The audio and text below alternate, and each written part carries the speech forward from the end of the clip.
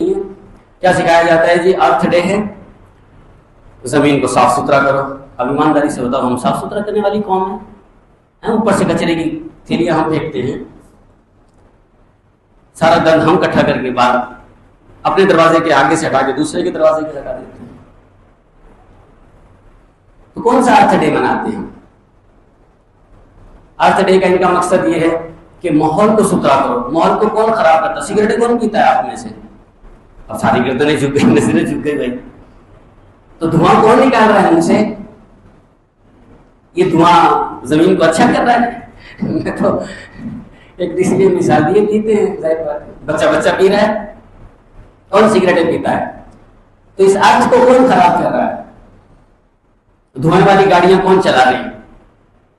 हम ही लोग तो चला रहे हैं। तो अर्थ को कौन गंदा कर? फिर कह रहे हैं अर्थ डे, जमीन का अच्छा करो, सुथरा करो, खूबसूरत करो, माहौल अच्छा करो। अच्छा, माहौल कैसे खूबसूरत होता है? आप हवा कैसे अच्छी होती है?